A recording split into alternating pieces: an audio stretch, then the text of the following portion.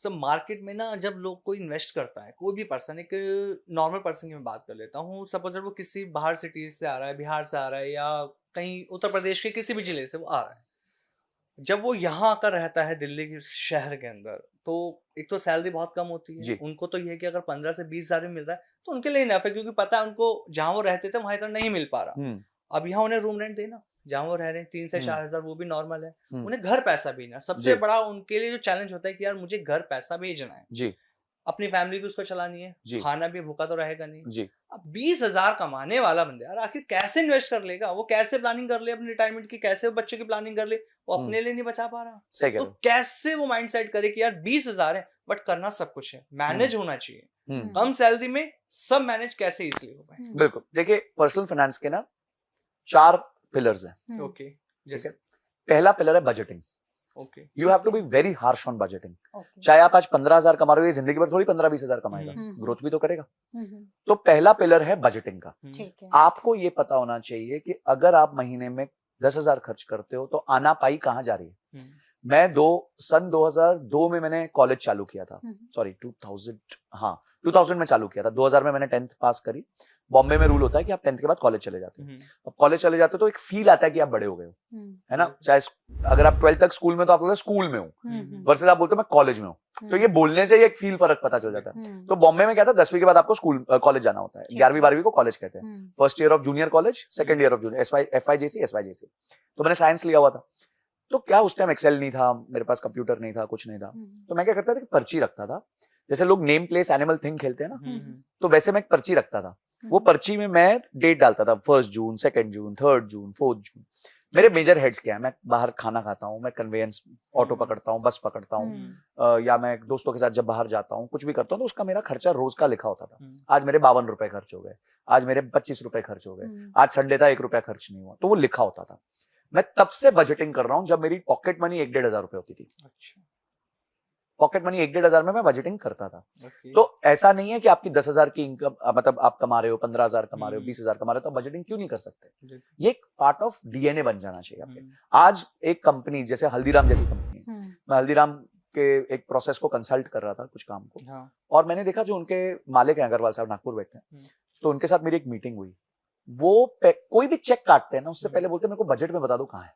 हुँ, ये कंपनी है जो साल का 8,000 करोड़ का सेल्स करती है। हुँ, हुँ, उसका मालिक बैठ के सिर्फ ये बोलता है कि मैं पैसे दे दूंगा, बताओ बोला क्या था कि कब कहाँ पे लगने वाला है ये पैसा, हुँ, मुझे बता दो ये। हुँ, क्या इसका अप्रूवल है कि ये बजट यहाँ लगने वाला था? हुँ, नहीं जी, ये तो अप्रूवल नहीं है। तो क्यों क्यों यहाँ लग रहा है? हुँ, क्या हो गई ऐसी विपदा आपदा हुँ, की लग रहा है? हुँ, और वो अमाउंट कोई बहुत बड़ा नहीं होता, 2 लाख होता है, 5 लाख होता है। हुँ, एक 8,000 करोड़ कमाने के लिए 2 लाख जो है, बहुत कुछ भी नहीं है, छोटी परचूरन रकम है। है। हुँ, ठीक है, मतलब जेब में लूज चेंज है, जैसे अपन पैंट टांग देते हैं जिसमें रह जाते हैं 1-2 रुपए, 5 रुपए, वैसे, 10 रुपए, ये उनके लिए वो अमाउंट है, 2 हुँ, लाख रुपए। पर फिर भी वो उसका जवाब मांग रहा है। हुँ, तो आप अपने पैसे से जवाब क्यों नहीं मांग रहे हो? हुँ, तो स्टेप 1 आपका पर्सनल फाइनेंस का होता है बजटिंग, हार्श बजटिंग। कहां पैसा जा रहा है, क्यों जा रहा है। ओके, सेकंड होता है क्रिएट एन इमरजेंसी फंड।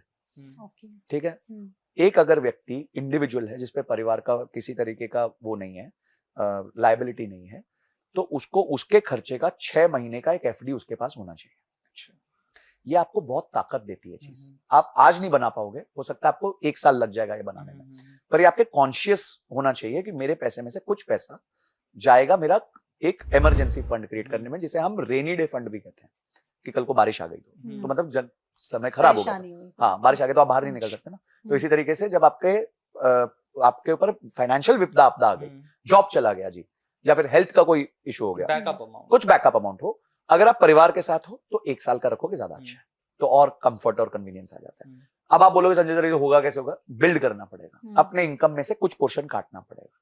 ठीक है, और वो कैसे करोगे? जब आपके पास बजटिंग होगी। बजट, तो सारी चीजों की नींव जो है ना, वो बजटिंग है। बजटिंग है, ठीक है, सेकंड हो गया आपका इमरजेंसी फंड। ठीक है, थर्ड स्टेप हो गया आई, विच इज इंश्योरेंस। ओके, आपके कल की सुरक्षा, ठीक आपकी हेल्थ में प्रॉब्लम हो गई जी, कोई अगेन भगवान ना करे विपदा आपदा आ गई, आप मतलब आपके परिवारजन को छोड़ के चले गए, तो उनकी सिक्योरिटी के लिए तो आपको दोनों तरह के हेल्थ और लाइफ इंश्योरेंस लेनी है। इंश्योरेंस और इन्वेस्टमेंट को अलग कर दो, इंश्योरेंस इंश्योरेंस है, इन्वेस्टमेंट इन्वेस्टमेंट। बिल्कुल। ठीक तो ये जो प्लान चिपका जाते हैं ना संडे को आके सुबह सुबह इंश्योरेंस एजेंट्स कि ये ले लो, ये जीवन आनंद है, ये है LIC है, ये है, वो है, इसमें आपको आगे जाके इतना पैसा मिल जाएगा, यूनिट बिल्कुल नहीं लेना।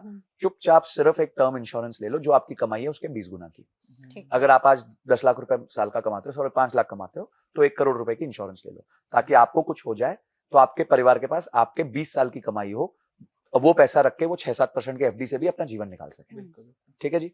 तो ये तीसरी चीज हो गई पर्सनल फाइनेंस की। और चौथा हो गया इन्वेस्टमेंट। ठीक है। इन्वेस्टमेंट होती है गोल बेस्ड। हाँ। मुझे गाड़ी लेनी है 3 साल बाद, ये गोल हो ठीक गया, है। उसके बेसिस पे इन्वेस्टमेंट होगी। मुझे रिटायरमेंट चाहिए 20 साल बाद, उसके बेसिस पे इन्वेस्टमेंट होगी। मुझे मेरे बच्चों की दोनों की फीस करनी है, मेरे को उनको हार्वर्ड में भेजना है 20 साल के बाद, दोनों के 50-50 लाख रुपए लगेंगे, तो 50-50 लाख के हिसाब से आज इन्वेस्टमेंट प्लान कर लो। समय बहुत है आपके पास, 20 साल का समय है।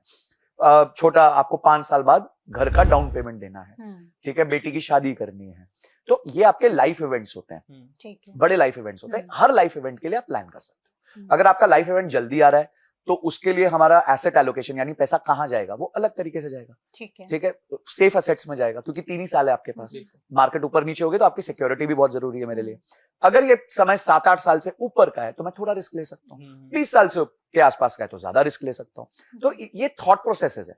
बट आपका पर्सनल फाइनेंस का जर्नी चालू होता है बजटिंग से। जब आपको यही नहीं पता होगा कि आप हो कहां, तो आप ये कैसे डिसाइड करोगे आपको जाना कहां है।